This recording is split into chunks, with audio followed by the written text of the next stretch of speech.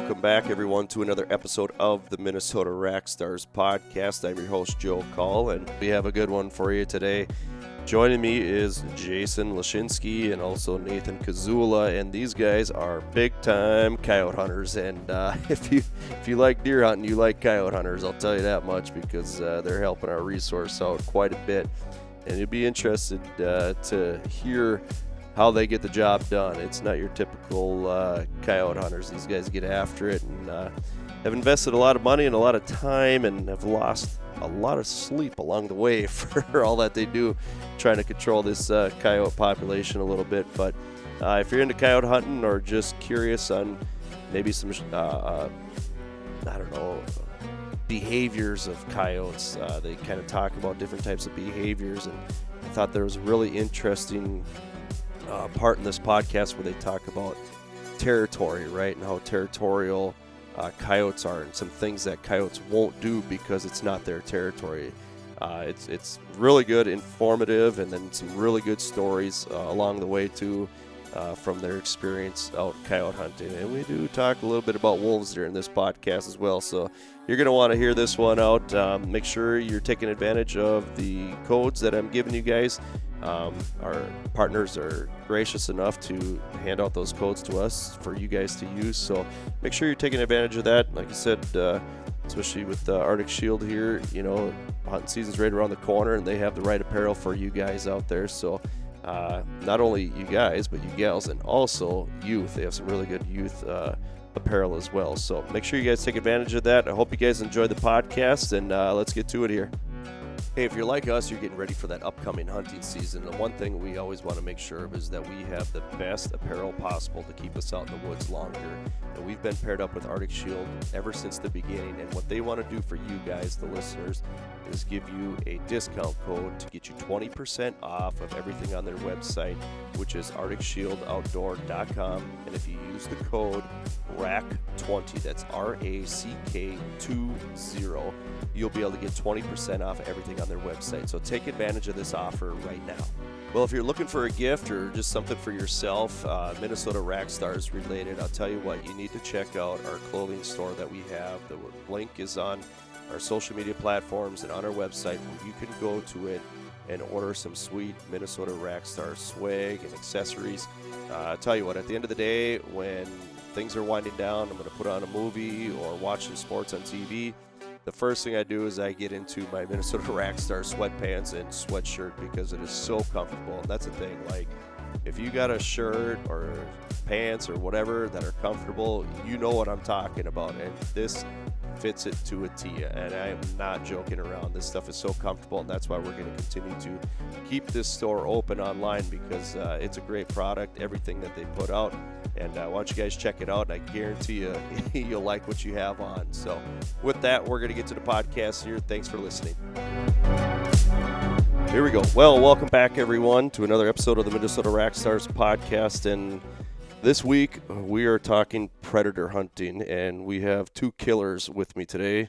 We have Nate and Jason with me, and we're going to talk a little coyote hunting today. So I'm pretty excited because I've always kind of wanted to get into coyote hunting, trapping, those types of things. And today, selfishly, to some degree, I'm going to learn about coyote hunting, and I'm pretty pumped about it because there are a ton of them around here. And I was actually going to message the neighbor today because you guys told me you were possibly going to be going out today. I was going to message him, see if you guys could get over on his land, because every night, just at sundown, they just start howling right across the road over here. I'm like, those things need to be shot. Hey, I brought my spare set of gear with Joe. You know, once it gets dark. Might have to. Well, first, before we really get going here, guys, why don't you just give a little introduction of yourselves and kind of what you do for a living before we dive into some coyote hunting, okay? So I don't know who wants to go first, Jason or Nate. Go ahead, man. I'll go. Name's Nate. Graduated with Joe way back in 2004. Grew up on a dairy farm. Welded for a bunch of years. Always enjoyed hunting, bow hunting, deer hunting. 2010-ish, really got into the coyote calling. At that time, it was all daytime daytime calling, and man, if we'd shoot 5 a year, that was a good winter or whatever. And electrician by trade now, and yeah, got into the thermal stuff. 2020-ish, 2019, right Yeah, there. yep. So you got a family, Nate? Yep. Got a son who's 11, be 12 this winter, and engaged to get married here before too long. And Not during hunting season. oh god, no, I'm not one of those guys.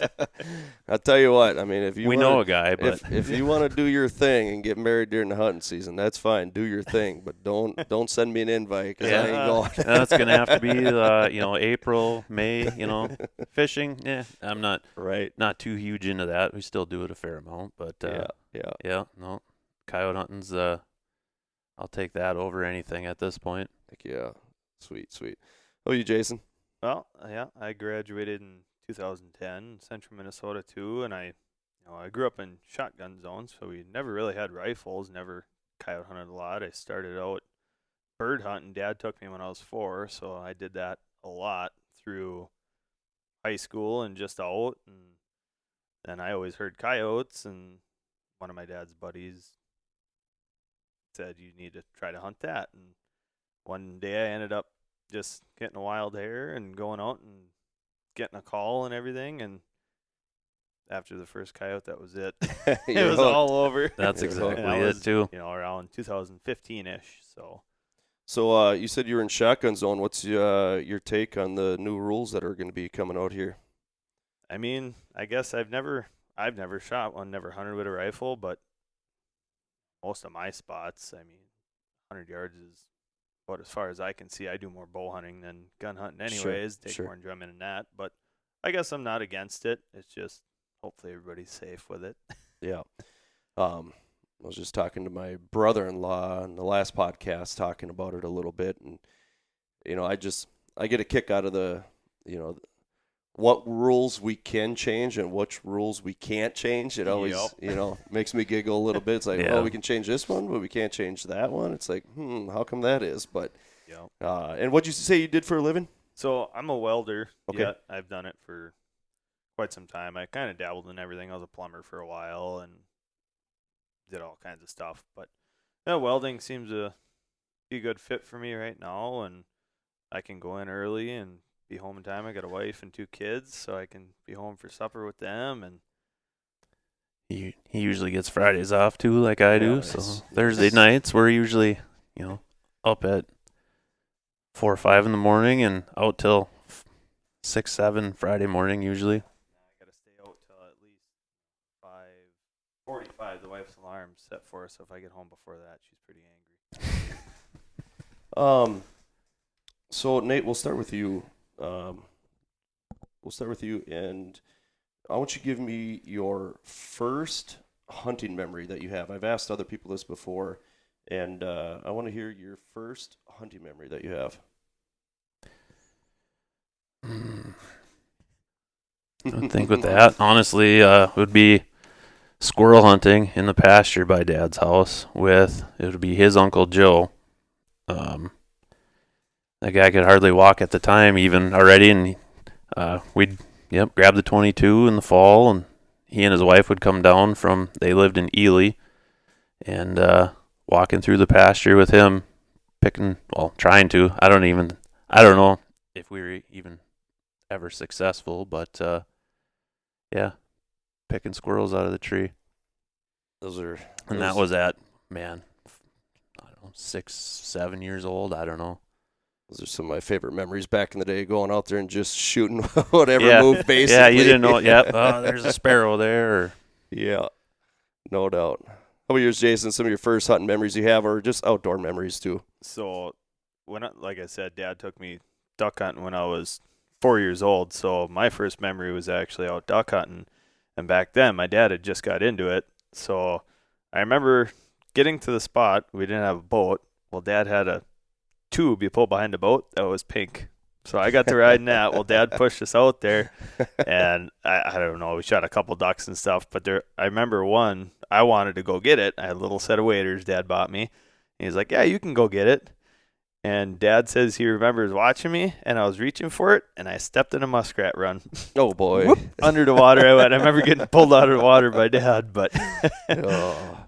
but that memory stuck with me. But I never was much for. I don't know. We never really did a whole lot of water stuff back in the day. I mean, as far as like going to lakes and stuff like that, we went once a year, and that was about it, to like a little family gathering. And other than that, it was on the farm the whole time. Our summer vacation was working on my grandparents' farm. That's kind of what we did. Yep. But I learned a lot, and I got to shoot a lot of things too, so that was pretty fun. So let's dabble into a little bit of hunting here, coyote hunting. What really got you guys going into coyote hunting? Jason, we'll start with you. So, like I said, I always enjoy hunting a ton and stuff, and I've deer hunted in the past, and the intelligence of a coyote and the challenge of actually being able to trick one to come in is like nothing else. I mean, they're one of the smartest things I've ever hunted. So the challenge part of it is what really got me, and to figure out, there's so many things when it comes to coyote hunting, like, with deer hunting, you got to watch your wind and all that, and that's like times 10 with a coyote. Sure. I've watched coyotes win me at 600 yards and turn and run. They're it's a whole nother animal, and just that challenge is what really got me into it and kept me into it, honestly, and upgrading, whether it be guns, thermals, calls, all that stuff, and yeah. And that's why you weld, and that's why I work make overtime money every week. Yeah, that's so right. I can afford more. Yeah, that's a thing. Like my wife talks about. Well, I could do an extra day here and there to kind of offset some of this other, expenses and whatnot. And I just remember, like, when I do extra things for extra income, I know what the reason is for. Yeah. and it's to have a little fun with it, and obviously, kids and whatnot as well. But overall, obviously, is to have a little fun on the weekends and all that good stuff when it comes to hunting. But Nate, how about you, man? Let's kind of dabble into how you really got into this and what's really sparked your passion with coyote hunting. So I was gonna say, I can remember being 10 or 12, wintertime on the farm. Like I said, I grew up on a dairy farm. I grabbed the 22 out of the gun cabinet, full moon in the winter, went out back, hand call. Didn't have a clue what I was doing, but did it anyway. Never saw anything, whatever. I'm like, okay, this is kind of neat. And then down the road, got into running hounds with guys, and that really is what tripped it in my head. Love the hunt. Like I said, hunting coyotes. You see all kinds of different things. You're out in the woods. You see all kinds of different things. And then I kind of slowly got out of that, and even when I was still doing that, still got into calling more and more and more. And then once I kind of got out of running hounds, went one night. I remember the first night going out, it was under full moon with Jason, and he had about the crappiest thermal you could ever imagine at the time. And it worked, though. It worked. Shot all kinds of dogs with it. And I had my day scope, and he's like, I think we called in a pair. Yep. He's like, they're right there. They're right there, 80 yards away. I can't see these things. Yeah. So after, I don't know, what was it? A week after that, I probably ordered my first one, and I've always been hooked on hunting coyotes, but it's just all in now. Tell me about some of your experiences you had with running hounds when you first started dabbling into it a little bit. I mean, there's obviously a huge difference between what you're doing now versus running hounds. Kind of explain to somebody what a typical hound hunt looks like. I guess how we did it was always in the winter time. Typically, you'd wait till at least after muzzleloader season. I know the area where we would run, a lot of guys would muzzleload, and certain ones would bow hunts.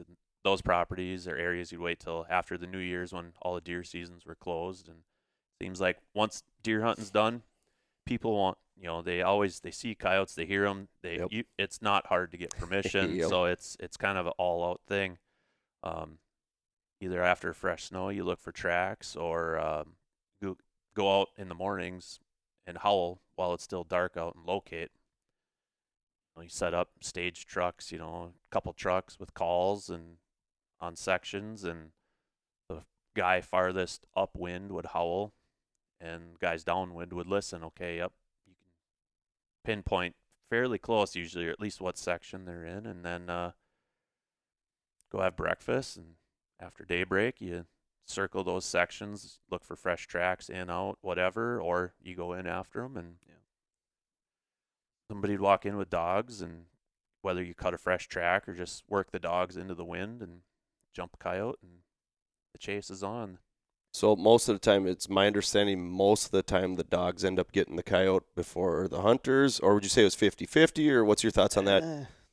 I ran hounds too for Okay. a while. I'd say it's 60-40 sometimes, not even. No, I bet most will get shot. Because Okay. most of the Hounds will coyotes catch. are a couple hundred yards ahead of the dogs Sure. running. And Yeah, they're I will say running hounds made me good at shooting running coyotes. They're always running. Yeah, no doubt, no doubt. So that kind of got you going a little bit.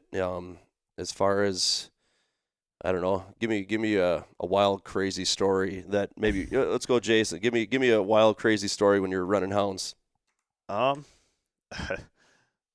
remember one time, we heard it was a couple coyotes, and when I first started, it's hard to tell. You hear coyotes howling, it sounds like there's 20 of them, or the farmer will say there's a ton of them out there. It's actually only 2 coyotes, but Sure. earlier in the season, you can still kind of catch some of the family groups together. And I remember a guy walking in and with the hounds, and I think 5 coyotes squirted out of this little wood lot, and it was just chaos. I mean, they're going left, right, everybody over here, over the radios and stuff, and it's like, oh my God, it's stuff running everywhere, and it's like, everybody's real safe and careful where you're shooting, but It's like, oh, okay, we got to focus on like 1 or 2 of these, Right. let some go, and It's our flock shooting. yeah.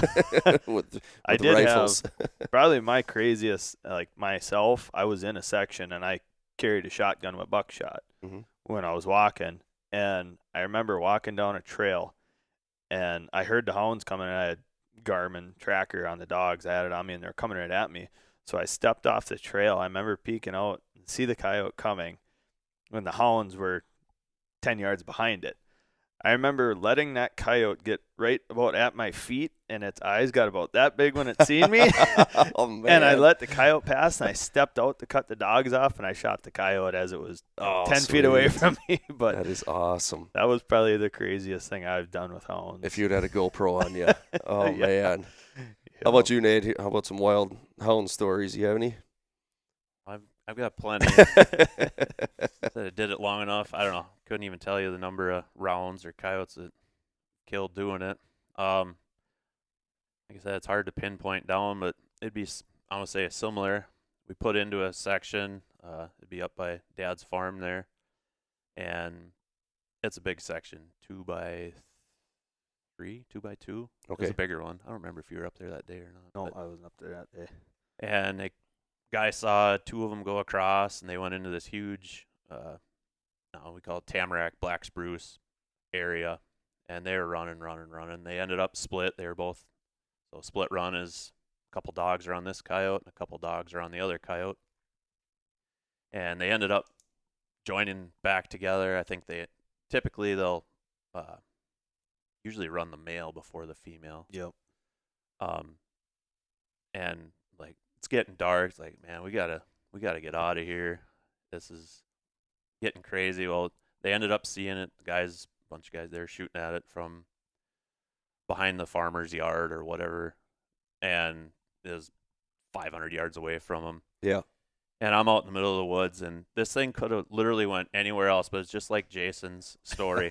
Oh, man. I'm standing there, I'm sweating, just drenched from circling out in this huge woodlot. When I say woodlot, I'm talking 400 or 500 acres, just Yeah. back and forth, cattails, red willows, and I'm just standing there going, man, we got to catch dogs, whatever. And I could hear it. I could hear it panting. Oh, boy. The same thing. I just Oh, boy. like stuck my head around the tree, and this thing is running right at me, Oh. 40 yards away. The dogs are about a quarter mile behind. They'd been running it for a couple hours, and yeah, I let it get to 10 yards, and that was it. Oh, Like, all right, boys, man. come on in here and We got the dog. pick me up. Yeah, Oh, half a mile, man. 3/4 mile off the road, and Which do you which maybe did you enjoy running hounds more, or do you like going? Because you guys straight night thermal hunting? I'd say 95% of it. Okay. We do a little bit of. Which did you enjoy? I mean, do you enjoy this more than running hounds? Which one do you enjoy more? I enjoy the calling aspect of it more. Sure. I mean, running hounds is a lot of fun, and it's a lot of excitement when Mhm. stuff's happening. But you get into more of the calling, and there's it's a lot more challenging, a lot more technique to it, and I don't know. It's a little more rewarding, I guess, when you trick this thing to come in and shoot it, other than letting the hounds chase it around and shooting at a running coyote. Right. I've called them into 10 yards before, and they have no idea you're there, and it's just Sweet. it's cool watching what they do and everything, and I enjoy the calling a little more just because of that. No doubt. Same with you, Nate. hands down, Yeah. calling. There's nothing like outsmarting a coyote, appealing to his ears, eyes if you run a decoy, like daytime, nighttime we don't run any decoys on our Sure. calls and stuff, but just knowing that you like you said, outsmarted the wily coyote, Mm-hmm. call him in. I think we used to daytime call. We do really good. Nighttime, I would say we do better, but that's when they're active. It's just like bow hunting. Morning and evenings is always your best times. Yep. Well, and if you could hunt deer at night, you'd have all Right. kinds of deer around you. But right. What is there a difference? Like you mentioned no decoy, during the nighttime, but is there any other differences between night and day when you're hunting? So obviously at night, under the darkness, you can be way out in the open a lot more. Unless it's a full moon or something, then you gotta find a tree or a fence line to break up your outline. But like Nate said, coyotes are way more active at night, and kind of in central Minnesota here, we're so populated that a coyote's gonna do all of his hunting and stuff at night when he feels comfortable, when it's quiet, compared to vehicles going down the road, people walking, yelling, kids Mhm. playing in the backyard and stuff. And it's amazing. Even wintertime, it gets dark at 5:30. There's a lot of times we won't even go out till even after say 10 o'clock because of all the activity. People coming home from work. Going Sure. to different activities. Just the noise on the roads, the cars, people in their yards. It's like you hit that 10, 11 o'clock time frame, and it's like the switch turns on most nights. yeah, and then some nights, you don't get nothing, and all of a sudden 2 o'clock rolls around and you can't press the wrong button and they're running you over. Yeah, It's crazy. How about as far as like coyote behavior from like let's say summer to winter? How does that coyote behavior change from summer all the way to late season? Like right now, this time of year after denning, the pups are what, Jason? 10 weeks? How old's Rough? He's got a yellow lab that was born about the 15, same time. 16 weeks, somewhere in there, I bet Okay. already. Okay. So they're getting pretty big. They're probably They could survive 18 on to their own 20 right pounds. now. Yeah. If mom and dad got hit by a car or shot or something, them pups, they would live. Sure. So this time of year they're more territorial on their home core areas, den sites, things like that. To appease to them now, it's more vocals, challenges, fights, stuff like that. You move into fall, those pups start dispersing from their family groups, and they're dumb. I don't know what, usually October, end of right September, around October. right when Crops start coming off is when I would say. off is whether it be a pup that's more of a dominant pup that he wants to get away from the rest of the family, or mom and dad kick him out. He's going to be on his own, and he's heard a couple critters, whatever it be, a rabbit, a bird, something die, and he knows that sound. Well, now he's out on his own, and he's got to do everything by himself. Not as easy when mom and dad bring back food for you. Yeah, so Yeah, they're he's pretty hungry. pretty easy to call in, or easier to call in at that time frame. Yep. Through deer season is always hard. Just it seems like once more people set foot in the woods,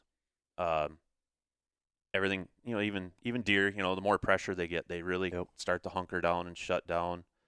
And then, yeah, as you get into December, January, February, it's breeding season is when they travel a lot. That's when you'll start seeing them more even daytime. Middle of the day, you'll see 2, 3, 4 of them out in the open fields. And of course, snow on the ground always makes things like that easier to see too. And then, yeah, as they close in, that breeding season, then it moves into denning end of March into April. They start digging dens, and then that time of year is really tough unless you know where that den site is and can get within a couple 100 yards. And even at that point, you'll probably call in the male and maybe a helper. We call them helper, so like a young of the year from the year before that'll stick around and help the, say, alpha male, female. They'll help raise that next litter, whether it's bringing food or defending the den, things like that. That's typically what you'll call in that time of year. Where do you guys see most of the dens? Like, give me an ideal, typical den location. I mean, is there spots they prefer? Kind of when it comes to a den, you want to kind of look for something, say like, honestly, a ditch line in a cornfield. Something where there's water, and to be honest, most of your coyotes this time of year right now, they live in cornfields. Sure. They got food, they're away from everything, and especially if it's irrigated, they always got water. Mm. And a lot of farmers will pile rocks and debris and stuff like that along these ditch lines, builds up with dirt, or they'll dig right into the bank. Yeah.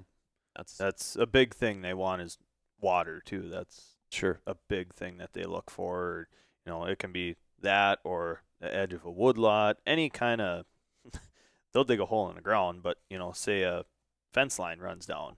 There's got a little bit of a hump to it. Well, they'll go on the sunny side of that, so it warms them up. And so I know, like out in South Dakota, I mean, what you're explaining is exactly what we've seen out in South Dakota. You got your creek that runs through, and on that creek bank, there's holes going right in there. So we actually have a stand kind of right there in that spot. And I said, well, here's the deal. You know, my uncle's sitting in this spot. I said, you're either going to shoot a deer or you're going to shoot a coyote coming out of that den or coming back to that den. So you're going to have some fun over here. But it's basically exactly what you were just explaining on the creek bank, and they just dig right into the side of the hill there. How big is a den usually, roughly? Inside, you know? I guess it's not really huge because, honestly, once a coyote pups, their eyes open and they can move. The only thing they use that den for is security. Like if a hawk flies over or something. But like this time of the year, I don't know. A pup might run into it, but they're living out in the, sleeping in the grass and the woods and the cornfield stuff. I'd say to answer your question, I would say no bigger than a 12-inch culvert, maybe 4 or 5 feet in the ground. They're basketball. Okay. They're not Something super huge. That big. Sure. Let's go into your setup now, okay? So, I mean, you guys are using thermal scope, thermal imaging, right? Yep. But let's talk about an ideal setup as far as, I mean, you kind of talked about it a little bit, but let's say right now it's July. Give me an ideal condition, your favorite scenario setup. I'm going to jump on this one. Yeah. Go for it. You give me freshly baled, round-baled hayfield with swamp standing corn next to it, behind a feedlot or a bigger dairy operation, something like that, where there's always food readily available. Round bales, you get out, you can play the wind, use that bale for cover, break up your background. You can see 360 degrees, whether you're looking over the top, whatever. Standing corn for their, that's where they're going to be living, Like Jason said, this time of year, I bet 95% of the coyotes are living in standing corn. Oh, I've never thought of that. In central Minnesota, Sure, obviously it depends on, their area, if it's ag or timber or whatever. Do you think another reason for that might be, as far as like hunting purposes go, like, I mean, you think about a coyote and the rows of corn, there's usually no leaves towards the bottom there for their height that they can really boogie right through there and catch whatever they're going after. Yeah. And that, like cornfields too. I mean, how many little Tweety birds land down in the corn, or the bunnies or the bugs or all that stuff. Everything, yeah. Yeah. They eat a lot of grasshoppers, things like that. And it's shelter, and usually a cornfield butts up to a hay field or a grain field or wood, set of woodlot, timber. And the amount of mice in a cornfield is unreal. You see them with the thermals all the time of the year. So I was listening to another podcast last summer, and I was listening to a guy talking about coyote hunting, and people talk about I'm going to try to take a coyote out and this and that, and help the deer herd. I shoot one coyote on this property. From what I understand is, as soon as I shoot that coyote, it's going to be within probably 24 hours another coyote will move in, if you're talking like a male or female, maybe not a pup or whatever, but there's so many of them, and B, they're so vocal that all of a sudden if one's gone, another one will move in rather quickly. Is that somewhat true? I would say, yeah, you get to that later part of October into November when they're they call it family bust up, when you got these pups and all these coyotes trying to find their own home range. Yeah, it could be later that night or something. If you kill one right at dark, later that night another one could move in. They're crossing paths so much, and if there's food sustainability there's a reason there's a coyote there. There's going to be another one back. I would say throughout the summer, you probably wouldn't see that as much. Like if we go in and whether it's wipe out a family group or the two adults or whatever, I don't think at this time of year you won't see that as much. I know there's areas where we call, and whether it's a fence line, there is a invisible boundary there, and you can have coyotes on both sides.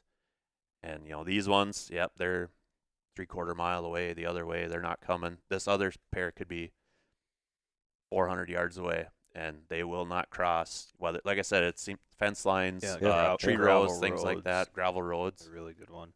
Just they're that territorial. And I've seen them before. You're calling and you got a coyote coming, and there's a gravel road. He'll get up to that gravel road and he'll stop and he'll sit down. And you challenge him and stuff, and he'll get up and he'll scrape the ground, he'll bark piss and on the ground, and just. But he won't cross that. Really? And he'll go back, and your only option at that point is to get closer to where you can get on him and get him to come back. But wow, I mean, you hear of like turkeys doing that, but I mean deer, whatever, they're going wherever. Just about every other animal is going to go wherever. I mean, turkeys will get hung up every now and then, but they'll do things. But that's crazy. I did not know a coyote will stop if that's not their area. Yeah, and that's in a higher density area. Okay. I'd say central Minnesota, I think a lot of them will move they'll move a larger area. Sure. Home ranges or whatever you want to call when them. The density is higher. Yeah. So, time to do a little bragging, boys. Okay. What is your guys' record in a year? How many coyotes you guys have shot together? Roughly. Or maybe you have individual. Your individual? So like between us, or we hunt with, it's us two and then 3 other guys that we keep track of every winter. Okay. And say for last winter, from October to March, we killed 223 coyotes. And that's just calling. And 90% of that was at night? 95? Yeah, I would say 95 probably. Yeah. Okay. For sure. And then how far do you guys travel to do this? I think you told me, but I can't believe it. But how far? Like I told you, I'd say our core area, if you draw a triangle from, my brother lives just southwest of Duluth. So I would say from Duluth to Fargo down to Marshall area probably. If you do that triangle. And then we have traveled to the Dakotas, Nebraska. One guy we hunt with, his sister lives down in Nebraska. And, of the 223 we killed last year, we killed 54 down there in 3.5 nights. 4 nights, basically, 5 nights. Where's your guys' favorite place to go? Nebraska. Yeah, it's unreal down there. We've come to the conclusion you can almost stop anywhere in a gravel road out there and howl, and a coyote's going to run you over. That's It's crazy. ridiculous, the amount There's of dogs out there. ton of public ground, and Yep. and like you can stop and talk to one farmer, and they own 25,000 acres, and it's not all one area. It's 1,000 here, it's 1,000 2 miles away. I mean, Yeah. you can talk to one guy Yep. and have more ground than you can cover in a week, hunting all night long. Because we've been going out for 3 days. This year we're going out for a full week, and I've been going out there for, this will be my 6th year, and you've been out there. I just last 2 years. Yeah, we hunted a different area 2 Yep. years ago, but I mean, we do better every year, and I talk to the same landowners, and they talk to their friends, and more. We got so much property, like Nate said, you almost can't hit it all. It's overwhelming at times. And it's I mean, like, where do you go? Where do you go? Yeah. And you want to, I mean, in my mind, I mean, you want to, the thing is, if you don't use, like, say, I have permission properties, right? And it's like, okay, I know I have a good deer to hunt over on this property, but I got to make sure that I'm going to each property. Otherwise, they're going to say, well, this guy doesn't hunt here, so Yep. we'll let the next guy go. So you Yep. kind of got to keep on all of those properties Yeah. to show that, yeah, you are using it. And you're helping the ranchers out and the farmers out by taking out some coyotes, Yep. not? Yeah, and we always ask for the farmer, you got a cell phone, we can send you pictures. And they just eat that up. They Oh, I love bet. that when you send pictures of dead coyotes the next morning. the video or whatever. Yeah. All right, so you guys told me already about the easy shots you made at 10 yards and 20 yards. Tell me about the most difficult shot you have made before on a coyote. Tell me the story about that. Well, I'll go first. I was hunting with another buddy, and we had a coyote come out, and it was, I didn't have a rangefinder on my scope at the time, but it was far. I was guessing 500, and this coyote ended up not coming anymore. And I told my buddy, I'm like, I'm gonna try it. He's like, I don't care, you go ahead. Held over, shot, missed. One more time. Ended up shooting it on the run, and I have a video. I led that coyote by probably, I don't know, 60 feet, 572 yards. Oh, rolled him. no Like, way. that was my furthest confirmed kill. Yeah. And then I had another one in Nebraska where I killed it at, it was 472. Wow. How far was that one you got down there? Was that the one this last? No, that Oh. one was 380 Okay. something. It was this last Oh. year out there. We had that was a crazy stand. We split up. There was 4 of us, so we put Nate and a buddy downwind about 100 yards, and me and another buddy went up on the hillside. And we turned that call on, and I'm not kidding you, 9 coyotes started coming. I'm like, oh boy, here we go, And yeah, of course, the one buddy that didn't have a suppressor yet, we let him shoot first. Well, one coyote come ripping in, and he shot, and actually it moved right when he shot. He missed it, and all the other one just put on the brakes, and it's like, Then one ended up going downwind. You guys, I think, double tapped that one. Both shot at the same time. Yep. And then, there was one sitting on a hill barking at us at 380. And Buddy had a rangefinder on his handheld scanner, and he ranged it for me, and I proned out and took a deep breath, and that was awesome. it. But Oh, how about you, Nate? Mine would have been this last winter too. We called in a pair, and I don't know what we got them. They came in downwind, the complete opposite where we thought they would be. And I know you dumped yours, and I must have shot a little low on mine, got a leg. Like, all right, so we ran out. I'm like, okay, I'm gonna track this thing a little ways, and ended up dropping down onto a lake, and following the blood trail, and got to the edge of the lake, and I heard cattails moving. I could see it going across, and that thing was moving fairly decent.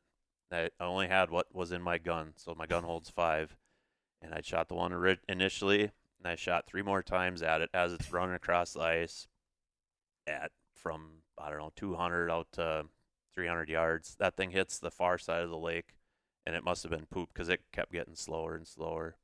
Ranged it, and that was like 564 or something like that, and it stopped on the drift, and the cattails like This is it. If I miss, I'm out. I'm gonna have to find a stick or something. Shot, and the thing just disappeared off the drift. I'm like, there's no way. Like I remember calling him and this was earlier. It was probably December. I'm like, I don't know if I want to walk across this ice. Right? Like I saw it tip over. I don't know. He's like, just check it. It should be good. They're using 4-wheelers back around home. Walk out. Yeah, I could tell there's a solid foot of good clear ice. Walk over there. Sure enough, yeah, there's a muskrat hut that it stepped up on. Yeah. It was laying right on the backside. That is awesome.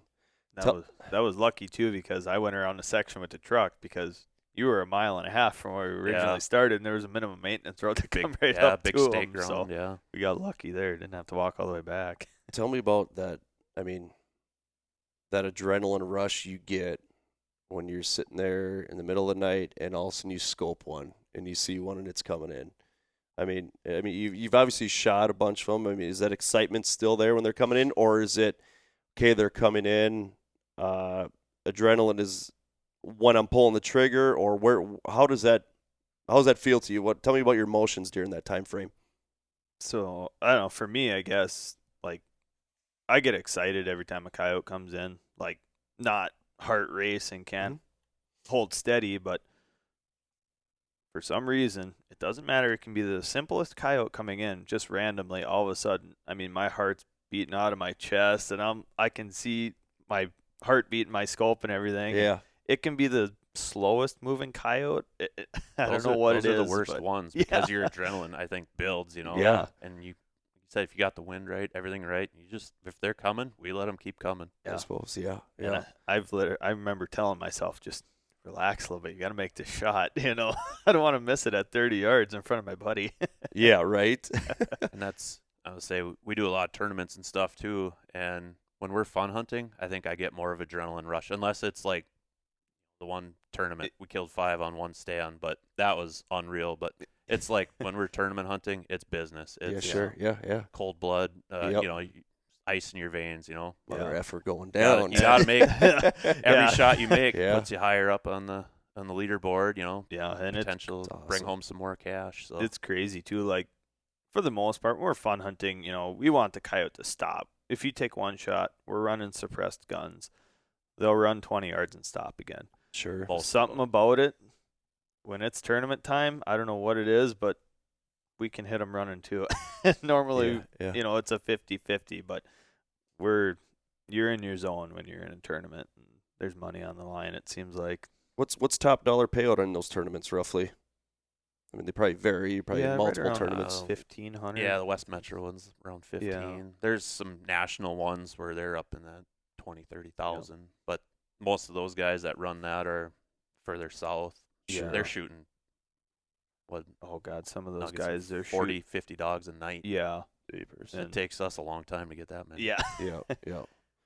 And what, just higher coyote population down there, the different types of terrain area? Or? The density of dogs is what it comes down to. And, like Nebraska, for instance, you can stop and call a coyote in, go a mile down the road and do the same thing. Mm-hmm. Where, you get more populated areas like this, you might have to drive 2, 3, 4, 5 miles. Well, that eats up a little bit of your time. Plus, you're walking out a couple hundred yards where, you get out west a little bit there, you can park the truck, walk over a hill 20 yards away, and call a coyote in.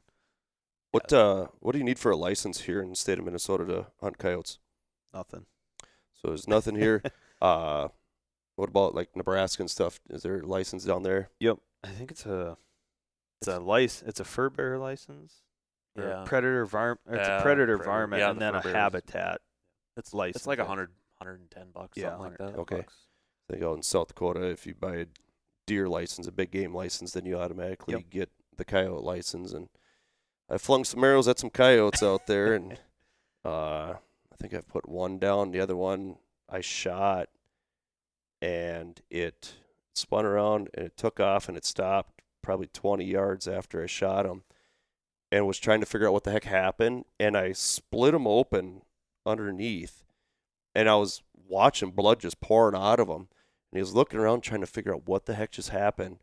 And all of a sudden it kind of looks down and it smells itself and boom, it was gone. Yeah. Just like that. Yep. Once it smelt that blood and realized what was going on, it took off, and I tracked it for a ways, and I couldn't find it, but I know he didn't make it too far. Yeah. But Yeah.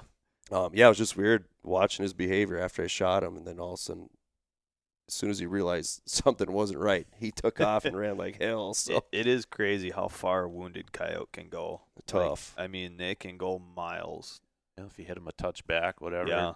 I don't say gut shoot, but gut shoot him. Yeah. You know, say if us typically, right behind the shoulder, actually in the shoulder is the best because it puts them down right on the spot. I know a lot of guys don't like the straight on shots, but it's a smaller target, but I like that because they don't move. when Yeah, you hit 'em. exactly, I mean, you're right. hitting every Flip single over vital backwards, in the body, and All right, I got to ask you this here.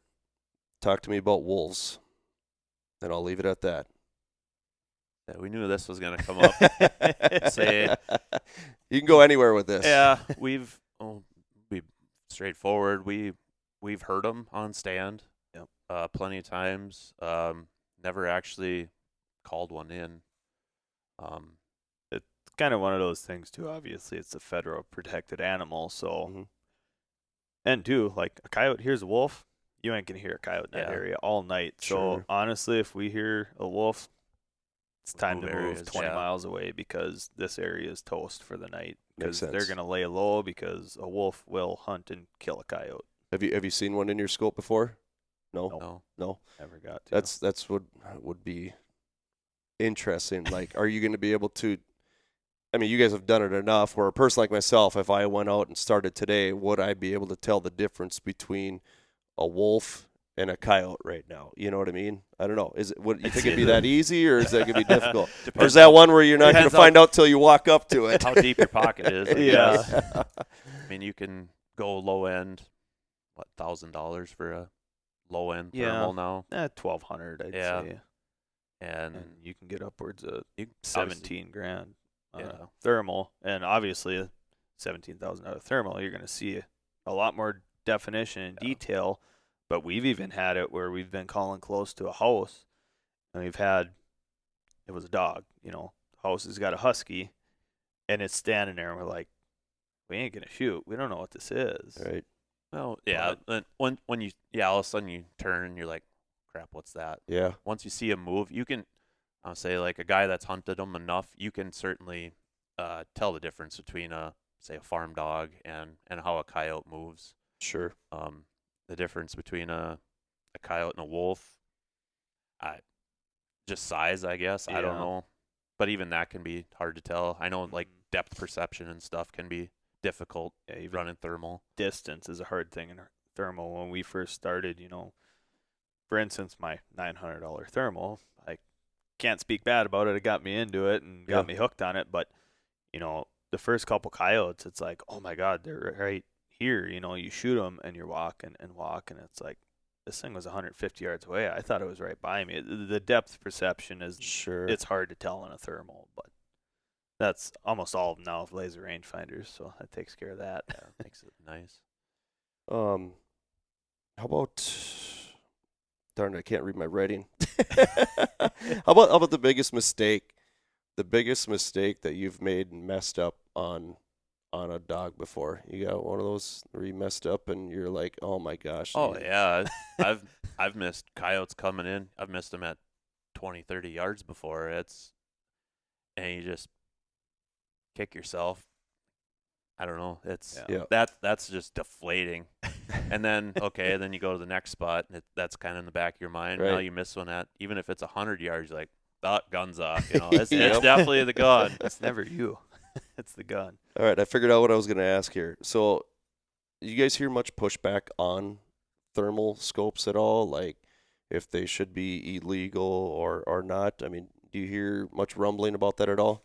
I haven't really heard much. I know when it first got introduced and was legal in Minnesota, it was 2019. They legalized it. Okay. And there was a lot of controversy there, poachers and, deer and all that stuff. But, I mean, after it was done and passed, I haven't really heard anything about guys not wanting to legalize it for coyotes. Sure. I know it's been legalized in more states since Minnesota, and I know we've had that discussion before amongst ourselves, and you're out there, a good thermal scope is a few grand. You got a rifle, you got your vehicle, over a darn poaching a deer. You're just Right, gonna throw right. all that away. I don't know. Yeah. The people that do it, People are- that spend that much money on yeah, that they're not stuff. gonna be the ones out there doing it. Right.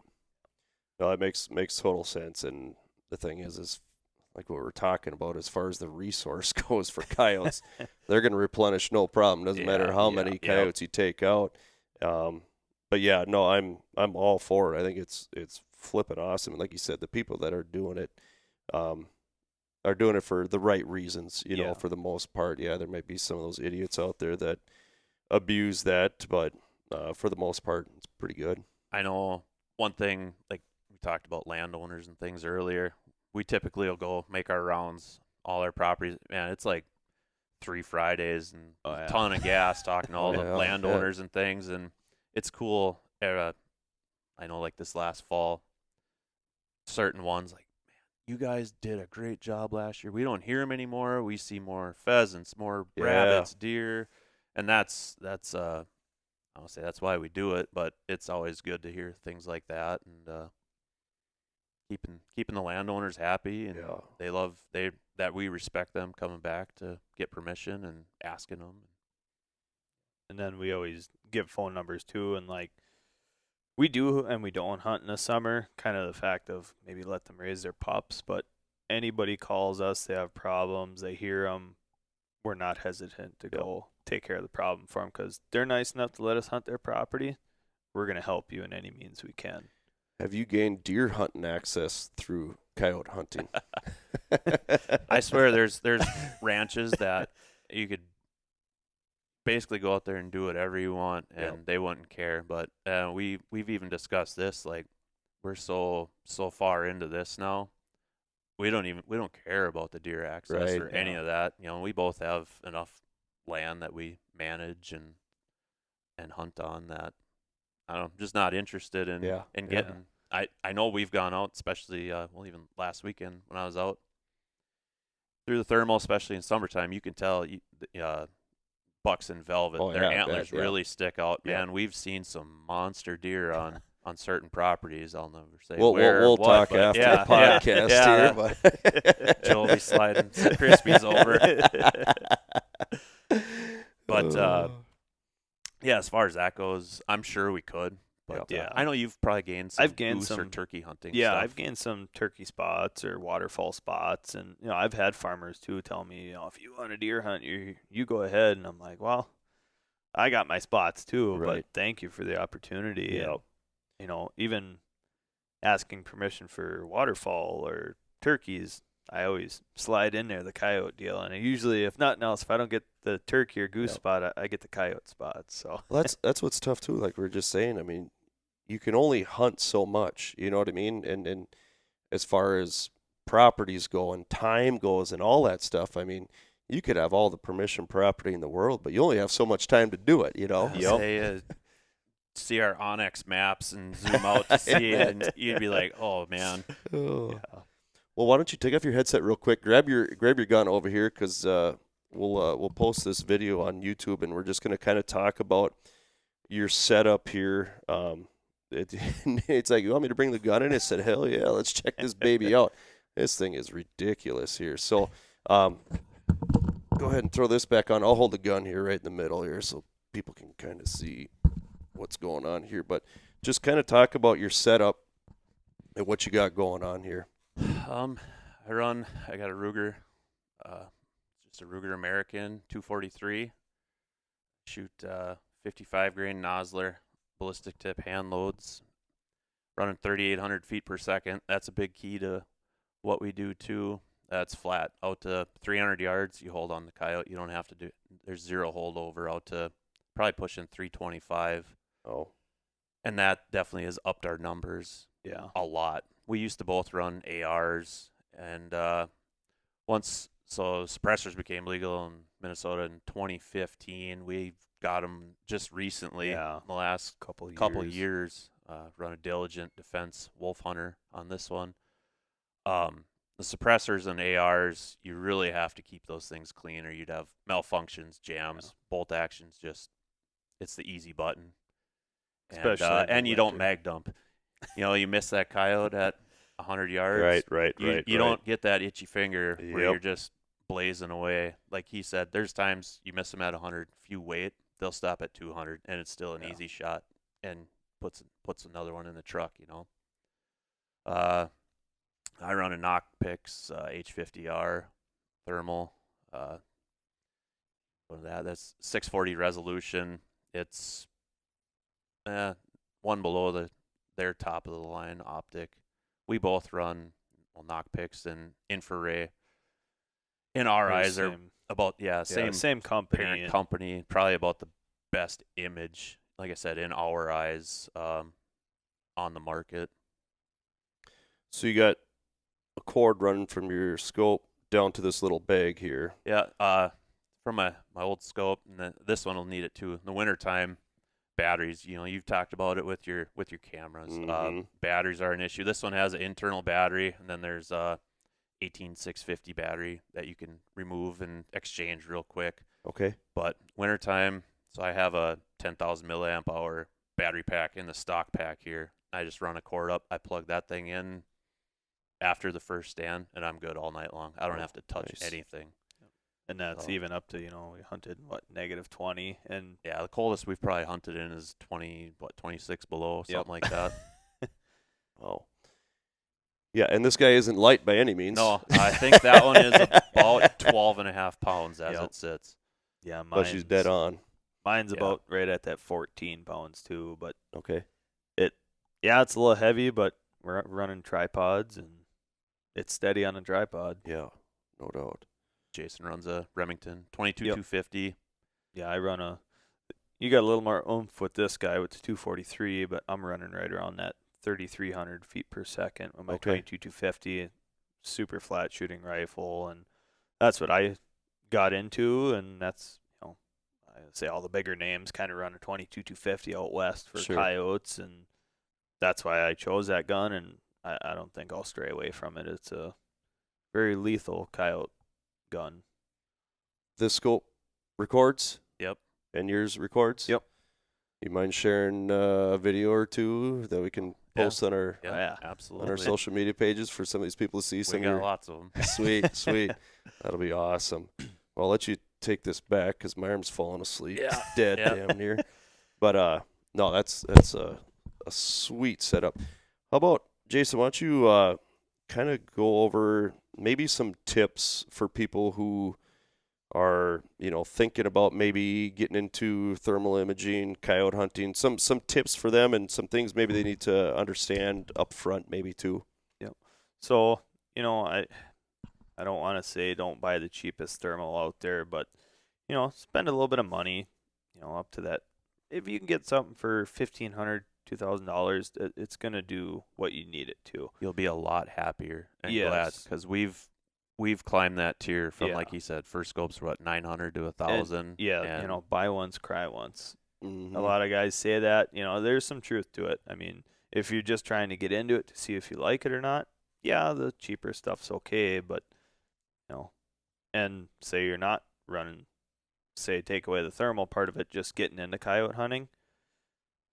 Definitely, watch your wind.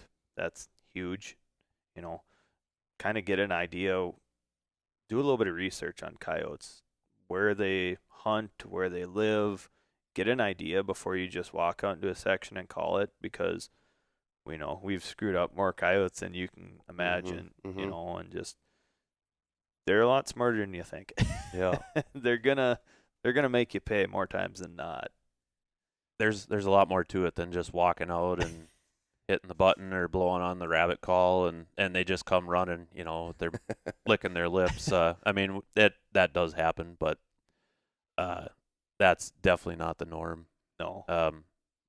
Like Jason said, play in the wind, learning. Put your boots on the ground. Find properties, or if you own property, field roads are a good area to look for coyote tracks. That's it's easy for them, easy travel corridor for them, and I mean that'll tell you right there. If there's a ton of tracks, there's definitely dogs living. That's their home area. Sure. Yep.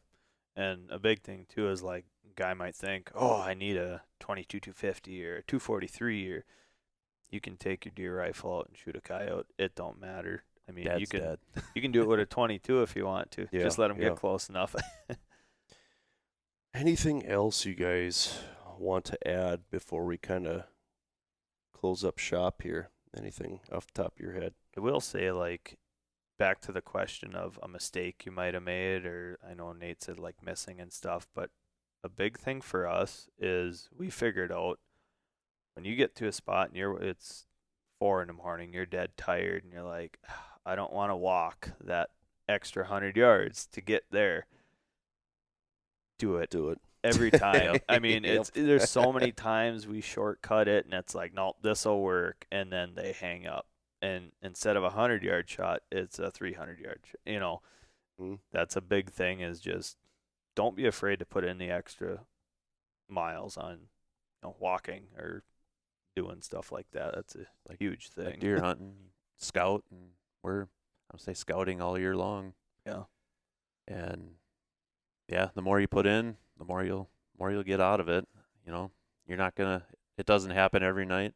He said we killed 220 something this last winter.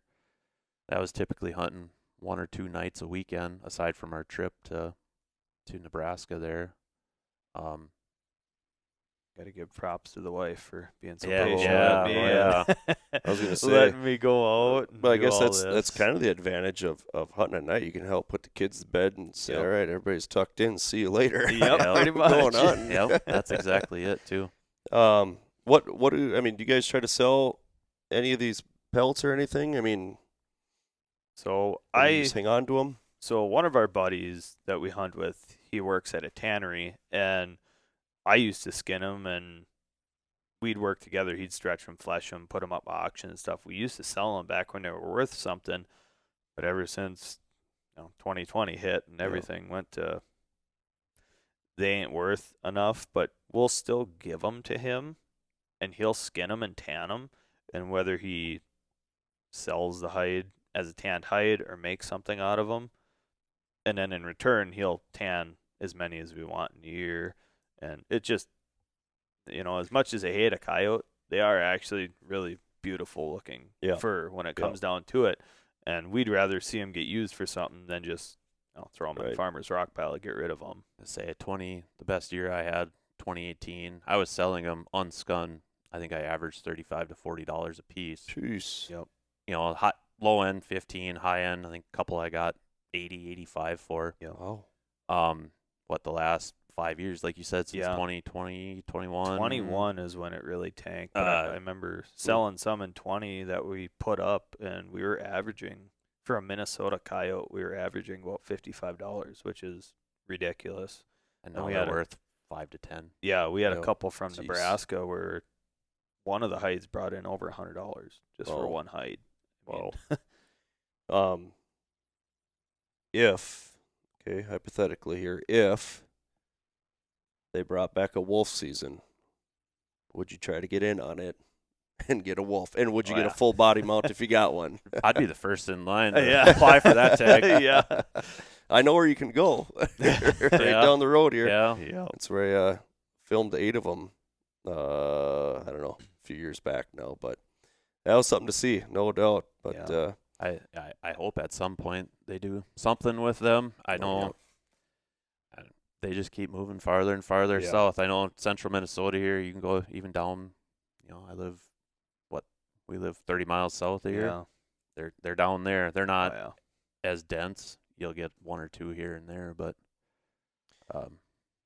they're following the food. There's no food left up north for them. exactly, yeah. There's less food up north, and they're moving down here to stay full. So I almost think that's the same thing with bobcats, even bears, things like that. Absolutely. do you have many bobcats coming to the calls at night, or not too many? I've never seen one. I know you've I saw seen one time. Okay. Yeah. And these scopes are so good. You guys were telling me when you first got here, you can see mice with them. You can see little bird. yeah. I mean, everything You with see them. Tweety bird sitting on the ground. I mean, sometimes you can see a bug fly through in the summertime. Wow, that's crazy. Well, last thing here, just Nate, why don't you start? Just how people can get a hold of you if they want you to come on over and do some predator control, or where they can follow you, maybe on social media or whatever. If you want to give out your contact. Well, yeah, I have, Facebook, stuff Sure. like that, but I don't do a lot on there aside from swap and shop marketplace. But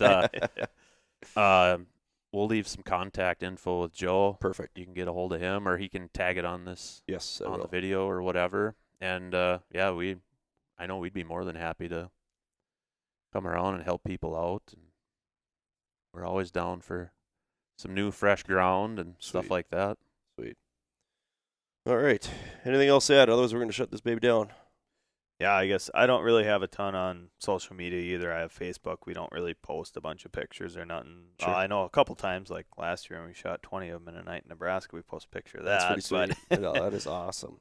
Yeah, more than welcome to anybody message me on Facebook or get a hold of me. I've had people do it already for Sure. coyotes, and definitely go out and help you out. Sweet. All right, well, thanks for coming over, guys. I really do appreciate it. It was really fun sitting down Appreciate here it. We talking. can't wait to get you out in the field. Yeah, I know. We're going to have to do that, no doubt. It's going to be a lot of fun. But, all right, guys, we're going to shut this down. Thanks for listening. Well, thanks for listening this week, you guys. And I really want to thank Jason and Nate for coming on over and just kind of giving some insight on what they do as far as coyote hunting goes. And there's so many different avenues we could have went down. And they told the guys before they left here that they're going to have to come back and do another podcast with me just to kind of go over some other topics that we weren't able to get to, but we're only allotted so much time, and there's only so much you can fit in during that time frame. So we got to what we wanted to get to, and maybe next time we'll get to some of other, topics and strategies that they use as far as calling goes and all that other good stuff. So with that, I want to thank you guys for listening this week again. Make sure to go over and give us a 5-star rating on our podcast here. Like I said, we have a lot of fun doing it, and there's a lot of people that are out there listening to it. I'm seeing a lot of downloads right now because it's getting to be pretty exciting. A lot of trail cameras rocking and rolling, velvet pictures rolling in. If you go ahead and give us a like and a share and follow all the things that we're doing. Like I said, that kind of motivates us to keep going and continue to get our information out there to more people as well. So thank you guys for following along and being supporters of us. It means the world to us. Also, all of our partners, Arctic Shield, Domain Outdoor, J&R Outdoors, Skullcraft, The Fish Guide, TactCam, and Fourth Arrow Camera Arms. You guys are awesome. Thanks for working with us. Thanks for you guys, the listeners. And till next time, take care.